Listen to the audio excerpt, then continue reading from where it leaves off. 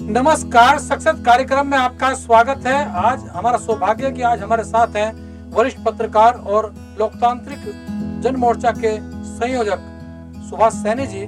सुभाष सैनी जी की एक लंबी मुहिम है रुड़की को जिला बनाने की। हालांकि विभिन्न पार्टियों ने चुनाव के समय लंबे लंबे वायदे किए और हर पार्टी ने इस एजेंडे को अपने मैनिफेस्टो में रखा कि जब भी सरकार आएगी हम इसको जिला बनाएंगे, लेकिन किसी भी पार्टी ने आज तक इस वायदे को पूरा नहीं किया। इसी पर हम चर्चा करेंगे सुभाष सैनी जी साहब। सुभाष सैनी जी, आपका बहुत बहुत स्वागत है इस सक्सेस कार्यक्रम में। और मैं पूछना चाहूंगा कि एक गांव का लड़का, सीधा साधा लड़का, इस शहर में आकर के एक लोकतांत्रिक जनमोर्चे के संयोजक के रूप में काम कर रहा है।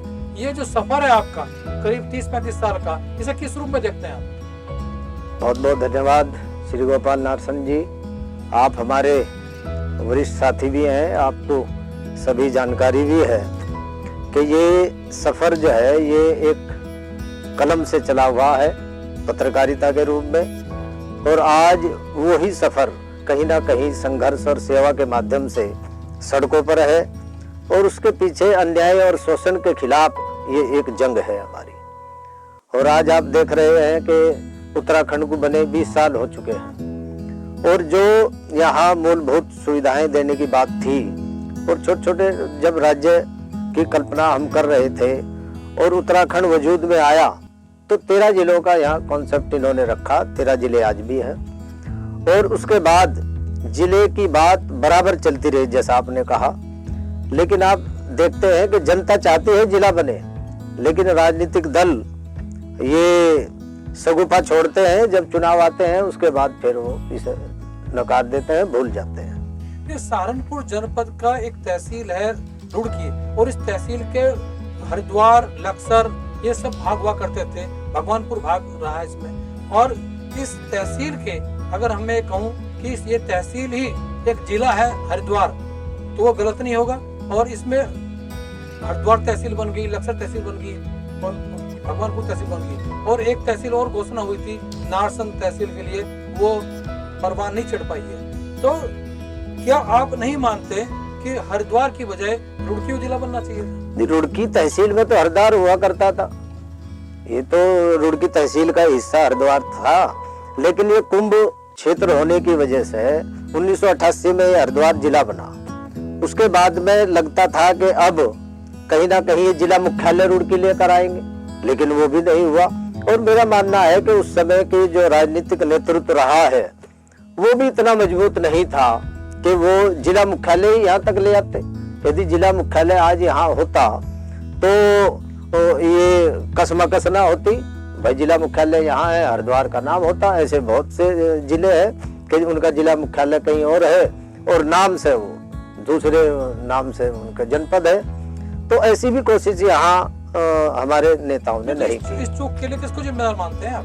नहीं, वो तो देखिए उत्तराखंड बनने से पहले भी ये कमी तो पहली ही है, और उसके बाद में जब उत्तराखंड बन गया तो उसके बाद में आज भी रुड़की वही खड़ी जहाँ उस समय खड़ी थी। नहीं, तो क्या आप नहीं मानते कि जो हमारा ये मैदानी क्षेत्र है, मैदानी क्षेत्र की आज भी उपेक्षा हो रही है, और आज भी यहाँ के लोगों को स्थायी निवास प्रमाण पत्र मिलता है और पर्वतीय मूल के लोगों को मूल निवास प्रमाण पत्र मिलता है। इसी तरह से बहुत सारे योजनाएं हैं, बहुत सारे ऐसे कार्यक्रम हैं जो क्षेत्र के आधार पर संचालित हो रहे हैं, और कहीं ना कहीं उससे यहाँ के लोग प्रभावित हो रहे हैं। आपका क्या मानना है? देखिए 2005 में जब हमने देखा, 2006 में इन्होंने अस्थायी निवास पे एक जाति प्रमाण पत्र देते रहे 2006 तक। 22 जून में इन्होंने उस पर पाबंदी लगा दी। तो हम लोगों ने संघर्ष किया, फिर उसके बाद में कौशिक समिति बनी, उसकी रिपोर्ट आई 1985, इन्होंने उसका आधार बना दिया। अब मेरा कहना यह है कि जब हम यहाँ 1980 में यहाँ आए तो हम जनपद हमारा सहारनपुर था और राज्य हमारा उत्तर प्रदेश था। तो हमें क्या पता था कि ये हरिद्वार जिला बनेगा, फिर उत्तराखंड बनेगा, और फिर हमें यहाँ स्थायी निवास के साथ जाति प्रमाण पत्र नहीं मिलेगा। आज जाति प्रमाण पत्र मुझे ही नहीं मिलता। तो आप देखिए, तो हमारे साथ कहीं ना कहीं ये हमारे अधिकारों का हनन ही तो हुआ। भाई यदि हम यहाँ से 80 में आए हैं तो हम उस समय तो उत्तर प्रदेश में ही थे, और उत्तर प्रदेश में जब हरिद्वार अलग हुआ, फिर उत्तराखंड अलग हुआ, तो ये उत्तराखंड की सीमा हमारे तक आ गई, उसमें हमारी गलती कहाँ है? हम तो गलत नहीं है। नहीं, तो आपको व्यापक समर्थन मिलता है, लोकतांत्रिक जनमोर्चा आप कार्यक्रम करते हैं, लंबी चौड़ी भीड़ भी इकट्ठा करते हैं। आपने पिछले दिनों जो चुनाव हुआ उसमें प्रत्याशी भी रहे हैं, लेकिन जनता वोट के टाइम पर आपको क्यों भूल जाती है? नहीं देखिए, हम 2007 में चुनाव लड़े और निर्दलीय चुनाव था हमारा, लगभग 1500 वोट हमें उस समय मिली। और अब फिर चुनाव लड़े तो लगभग 5000 वोट आज हमारे पास है। तो कहीं ना कहीं हम आगे ही बढ़ रहे। भाई पॉजिटिव सोच रखो, हम तो आगे ही चल रहे। और जैसा एक शायर ने कहा भी है, आप नहीं मानते कि एक बार यहाँ पर मैदानी मोर्चा बना था, वो फिर ध्वस्त हो गया, ठीक। उसके बाद आपने लोकतांत्रिक मोर्चा बनाया, तो क्या आप नहीं मानते कि समय के साथ संघर्ष करते हुए ये भी कहीं विलीन ना हो जाए? नहीं, अभी 15 साल से तो हम लगातार लड़ाई लड़ रहे हैं। तो चुनावी लड़ाई थोड़ा ही है, ये तो जनहित के मुद्दे की लड़ाई है। और मेरा मानना है, जैसे एक शायर ने कहा कि मंजिल मिले ना मिले मुझे इसका गम नहीं, मंजिल की जुस्तजू में मेरा कारवा तो है। वाह, सही कहा आपने। तो आप क्या मानते हैं कि जो आपकी जिला बनाने की मांग है उसमें कौन सी पार्टी दोषी है और किस कारणों से ये जिले का सपना साकार नहीं होता? देखिए, जब ये मुहिम चली, जब नरेंद्र तिवारी जी की सरकार थी, उनका देखो आज हम उन्हें श्रद्धांजलि भी देंगे। और उनका मैं इसलिए भी सम्मान करूंगा कि विकास यदि यहाँ हुआ है तो निश्चित रूप से उन्हें याद रखा जाएगा। यहाँ उत्तराखंड के अंदर, विशेष रूप से हरिद्वार के अंदर, उसके बाद तो विकास हुआ ही नहीं। अब आप देखिए कि रुड़की की बात यदि हम लें तो 10 साल यहाँ माननीय सुरेश जैन जी विधायक रहे, उसके बाद 10 साल ये पूरे करने जा रहे हैं प्रदीप बत्रा जी। और दोनों ही आदमियों ने रुड़की जिले की बात करी है, हमारे से खुद करी। बत्रा जी तो 2008 में निर्दलीय जब चेयरमैन का चुनाव लड़े तो हमने बाकायदा वादा उनसे संकल्प लिया, वचन लिया उनसे कि हम रुड़की जिले की बात करेंगे। आज हमने बुलाया उन्हें, अभी कल हमने धरना दिया तो आए नहीं वो। मेरे दूरभाष में मेरी बात हुई। तो ऐसी क्या बात है कि वो यहाँ पर तो कह देते हैं, वायदा करते हैं और विधानसभा में आवाज नहीं उठाते? हाँ, देशराज कर्णवाल जी ने जरूर कहा। देखो, बीजेपी से विधायक है, मैं उनकी प्रशंसा इसलिए करता हूँ कि उन्होंने फोन पे ही मुझे कहा कि आप, मैं आज बाहर हूँ, नहीं तो मैं धरने पे भी आता, और आप मेरी तरफ से लिख दें कि मैं आवाज भी उठाऊंगा और मुख्यमंत्री को इसके लिए पत्र भी दूंगा जाकर। वो भी भारतीय जनता पार्टी का ही है।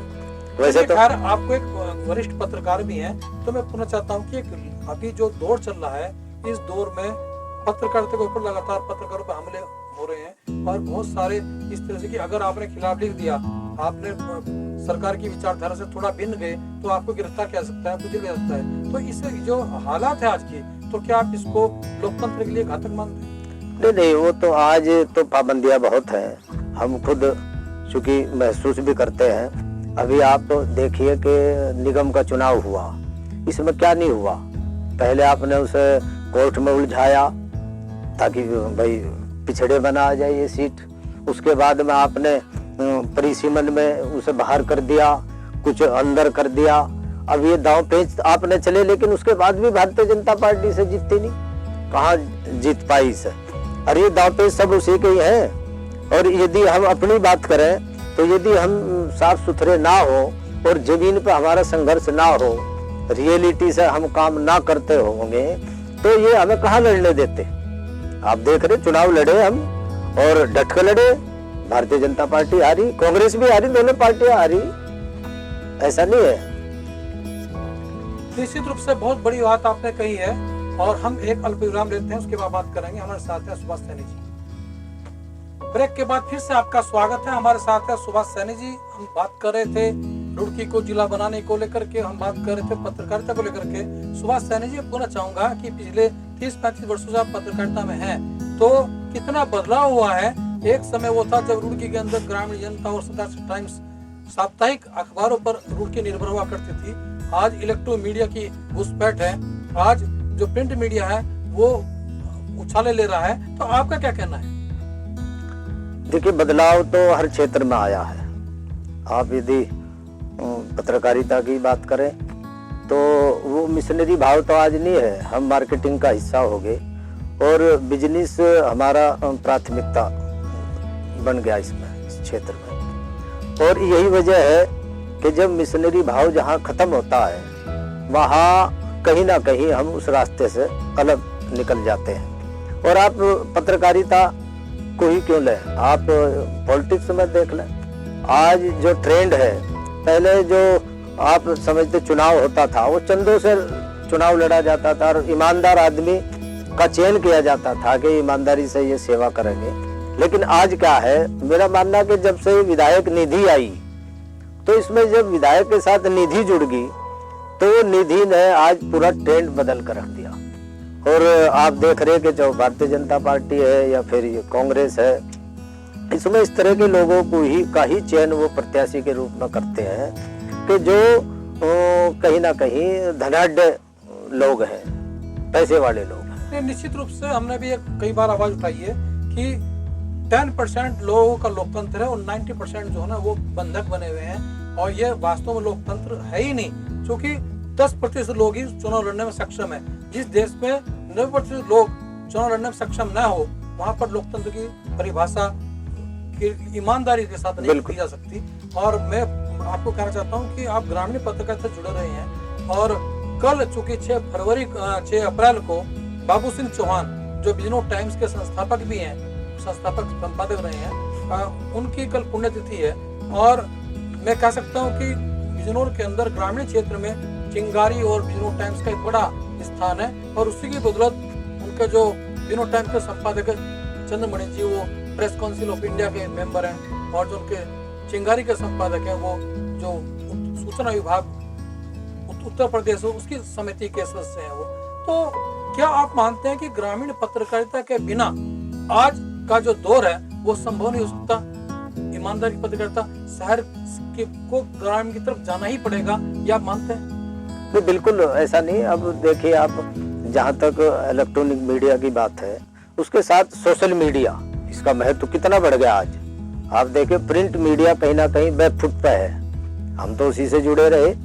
अब आज नए नए साथी हमारे बहुत ऐसे हैं, युवा भी, जो इस क्षेत्र में मैं मानता हूं कि वो अच्छा काम कर रहे हैं। लेकिन जो मान्यताएं और जो आदर्श हमारे यहाँ बड़ों ने स्थापित किए हैं, वजह से डॉक्टर नंदराम गोयल जी हैं, अरुण जी रहे, डॉक्टर रामचंद्र पुरी रहे, तायल साहब रहे, और भूपेंद्र जैन जी रहे, राव इकबाल जी रहे, अब ये एन ए पुंडीर जी, अहमद भारती जी, ये जो पुराने जितने भी हैं यहाँ पत्रकारिता से जुड़े हैं, हमने तो सीखा इन लोगों से, और उनके आदर्शों पर कहीं ना कहीं आज भी हम खड़े, इसीलिए हम जिंदा हैं। आज आखिरी सवाल करना चाहूंगा आपसे कि लोकतांत्रिक जनमोर्चा जो उसका जो मुख्य जो मांग है वो रुड़की जिला बनाने की है। सपोज करो आपकी मांग पूरी हो गई, फिर संगठन क्या करेगा?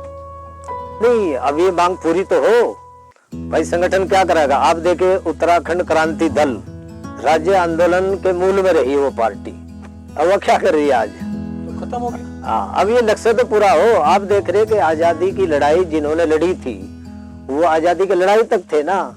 निश्चित रूप से सुभाष सैनी जी ने बहुत बड़ी बात कही कि ये लक्ष्य पूरा हो, यानी उनका मकसद लोकतांत्रिक मोर्चे का यही है कि रुड़की जिला बने, और उसके लिए वो पिछले 15 वर्षों से संघर्ष कर रहे हैं। और हरीश रावत सरकार ने एक समय ये कुछ प्रदेश के अंदर नए जिले बनाने की घोषणा की भी थी, लेकिन सरकार जाने के कारण वो प्रयास फिर वैपत्य में चला गया। आपका बहुत धन्यवाद, आपने हमसे बात की। फिर किसी शख्स से बात में जय हिंद, जय भारत, नमस्कार। धन्यवाद आपको।